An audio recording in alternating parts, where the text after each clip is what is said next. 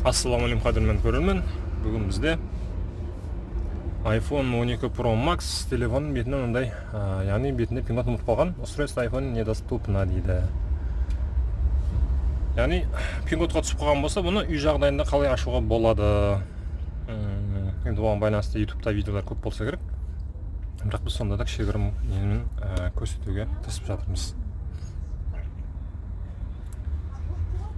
Двойной запись дегенді қойып едім, өзін өшіп сызсам екен.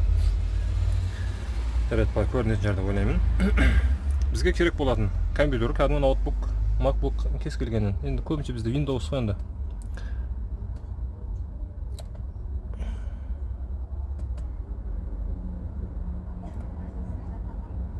Яғни бізге керек болатын iTunes программасы. Мінекей. Көрініп тұрған жері. Көрінбей тұрмын екен. Бұлай қойып қойшы қазір. iTunes деген программа, осыны скачать етіп аласыздар, орнатасыздар. Енді кез келген браузерден скачать етіп орната берсеңіздер болады.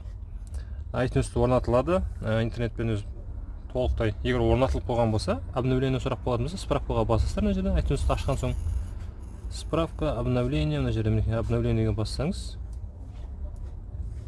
өзі көрсетіп береді. Данный версия iTunes является актуальной версией, яғни жұмыс жасап тұрған версия бұл дейді.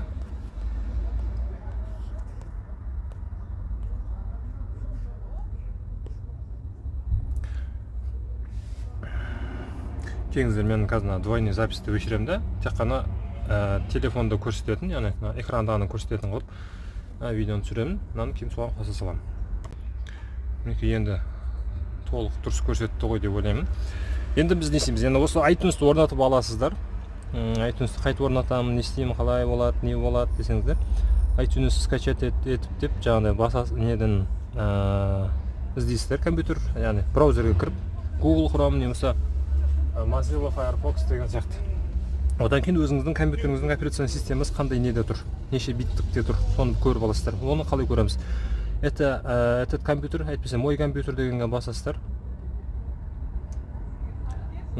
Үстіне бір рет басамыз да, мышканың оң жағын басып, свойствоға басамыз мына жерден. Свойствоға бассақ, мына жерде мінекей Windows бізде 10 Pro екен. Сіздерде сол Windows неше тұр? 7 тұра ма, 8 ба, 10 ба, 11 ма сол деп көрсетеді. Және основной память, тип система 64, разрядная операционная система. Процессор X64. Яғни бұл 64 гигабайттық. Осы жерде 32 деп тұрса, 32 деген iTunes-та скачать етесіздер. 64 болса 64 деген орнатып аласыздар. Енді орнатылған соң бізге кәдімгі оригинал USB кабель керек болады iPhone-ға кететін. Енді iPhone 12-лерге кәдімгі өзінің Lightning iPhone шнұры. Одан кейін егер iPhone 15 болса, енді 15-ке Type-C шнұрын өздеріңіз аласыздар. Оригинал шнұры болған дұрыс негізінде.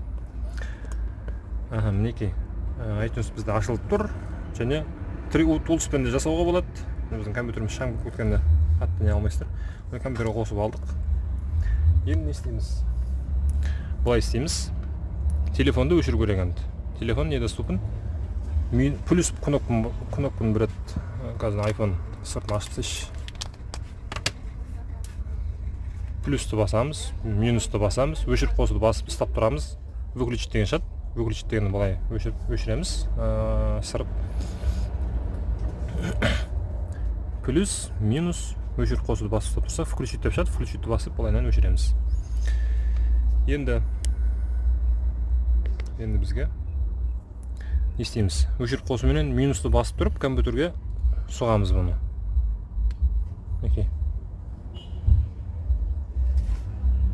Ұстап тұра береміз. iTunes деген белгі шығу керек. Компьютерге шыныр жалған тұр деген белгі шығады өзі. Мінекей. Осы recovery мод дейді, не болмаса iTunes режим дейміз әйтпесе. Және бұны біз мына жерге жанына былай қоя салайық телефонды. Мына жақта тұра берсін. Мына бізде VPN бұл. VPN-ді өшіріп тастаймыз. Және бізде iTunes бізде iPhone 12 Pro Max деп оқыды. Енді бұл жерде біз не істейміз? Мышкаменен мына жерде атменен басамыз. Біз бұл iPhone-ның прошивкасын интернеттен скачать етіп қойдық. Етіп алғанбыз алдынан. егерден сіз скачать етпеген болсаңыз, осы iTunes-тың өзінен загрузка жасаймын, сосын барып орнатамын десеңіз, онда сіз мына жерден дереу восстановить дегенді баса саласыз. Енді бізде ол компьютерде орнатылып, яғни скачать етіп қойғанбыз, біз оны сақтап қойдық. Мінекей бізде D деген папкеде, D емес жаңа компьютер және локальный диск H iPhone 12 Pro Max деген папкеде тұр мінекей бізде. Мінекей бізде жерде iPhone-дардың барлығы әр iPhone моделінің прошивкаларының несі жиынтығы. Осы жерде 12 Pro Max тұр бізде. Ол бізге қазір керек емес. Енді осылай сізде егер компьютерге алдын ала скачать етіп алған болсаңыз, онда оны былай істейміз біз. Қазір клавиатурадан кешірім сұраймын, енді біздің штативіміз сәл жұмсақ болып тұр. Клавиатурадан Shift дегенді басасыздар, мінекей Shift'ті басып тұрып клавиатурадан восстановить iPhone дейміз. Өйткені біздің iPhone'ымызда восстановление жасамасақ, телефонымыз құлтанып қалған. Егер де сізді обновление жасау керек болса версиясын, онда Shift'ті басып обновить дегенді таңдайсыз. Обновить дегенді басасыз. Енді біз восстановить дегенді таңдаймыз. Shift'ті бастық, восстановить. Және ол бізге компьютердің ішінде бағанағы нелерді iPhone папкаларына кіргізеді. Ол жерде біз 11 Pro'ны басқан екенбіз соңғы рет, прошивка жасаған екенбіз. Одан кейін біз артқа қайтқанда iPhoneға басамыз да, осы жерден 12 Pro Max іздеп тауып аламыз. Мінекей 12 Pro Max тұр бізде, 12 Max деп тұр. Мына прошивканы таңдаймыз. Екі рет басамыз. Восстановить деген таңдаймыз бұл жерден. Мінекей Shift деген клавиатураның қажеті жоқ бізге. Восстановить деген таңдаймыз, және жерден процесс кетеді. Мен извлечение по прошивканы мына жаққа дайындап жатыр қазір. Және iPhone-ға оны әлі жазған жоқ. iPhone-ға жазуға әлі дайындайды. Дайындап болған соң барып iPhone-ға жазылып жатыр деп шығады. Біздің қазір прошивка жерге жеткен соң жалғастырайық, оған дейін күтейік. Өйткені видеоны тоқтатып тұрамыз. Өйткені мынаның өзі бір 2-3 минут уақыт алатын шығар. 2-3 минут сіздің уақытыңызды алғаннан гөрі күтеміз. Мен видеоны толықтай өшіре саламын, паузаға баспаймын. Қайтадан жаңадан видео түсіріп, және соларды монтаждап бір-біріне қосып түсіре саламын. Мінекей бізде извлечение по ақырына жетейін деп қалды. Жетсін қазір. Тоқтата тұрамын.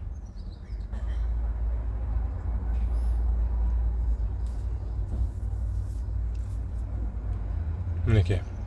Подготовка iPhone для восстановления деген шыққан төбесінде жазу ауысты. Қазір iPhone-ның беті де өшіп, iPhone-ның белгісі, алманың белгісі жану керек. Прошивка жазылады солай. Драйвер барлығы орнатылған болса, оқиды. Яғни iTunes-ті орнататын болсаңыздар, өзі ол бүкіл нәрсесін былайша айтқанда драйвер керек нәрсесін бәрін орнатып алады негізі.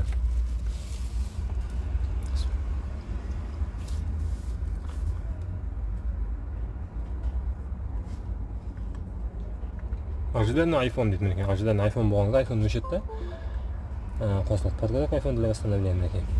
Қазір оның алманың астынан да жол ақша жүру керек. Кәдімгі бегущая строка дейміз бе. Дәл осылай бүкіл iPhone-дарыңызда, сол iPhone қазіргі қолданыста жүрген, яғни актуальный болып тұрған iPhone-дар неше, мысалы 7-ден бастап, iPhone 7-ден бастап, енді алдыңғы 5 бар, 6 бар, енді оларды көп адам қолдана қоймайтын шығар қазір. Жас балдардың өзіне айтсаң, iPhone 11 бар ма дейді. Неке осылай мынау толу керек нергеден. 100% болып толған кезде iPhone-ның ішіндегісін бәрі өшіріледі. Естеріңізге айта кетейін, оның ішіндегісін бәрі өшіп кетеді. Өйткені бағанағыдай недоступны деп қойған соң, ол телефонды форматтамасаң ашылмайды деген сөз. Сондықтан iPhone осылай тазаланып, өшіріліп не алады. Мінекей бастан iPhone кетіп жатыр. Осылай тазаланып, осы толықтай күтіп отырасыздар тек қана 100% өтіп біткен соң телефон қосылады. Мен қазірше тоқтата тұрамын. Мінекей жазылып жатыр. Бітейін деп қапты. Осылай күтесіздер, телефон өзі қосылады. Қосылған соң жалғастыра саламын. Мінекей бізде iPhone ашылды. Ашылған соң міне осылай деп процесс көрсетеді. Және телефон iCloud-ын сұрайды ол. Және былайынан шығып тұрады. Енді бізге компьютер керегі жоқ. Компьютерден шығарамыз, босатамыз. Мынада iCloud-ын жаз деп шығып тұр ол бізде. Орыс тілін таңдаймыз. Қазақстан. Енді ішіндегі iCloud пенен парольді білуіңіз керексіз. Өзіңіз iCloud пароліңізді білмесеңіз, онда бұл ашылуы екіталай. Ашуға болатын жолдар бар дейді, бірақ өте қымбат ақша сұрайды оған. Сондықтан iCloud пен парольдарыңызды алдын ала дайындап қойыңыздар. Мына жерден біз продолжить вручную. Және мына жерден өзіміздің Wi-Fi-імізді қосыламыз қазір.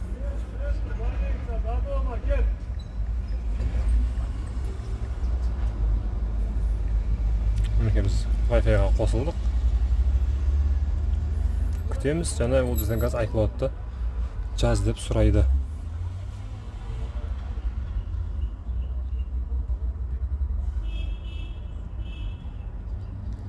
Мінекей.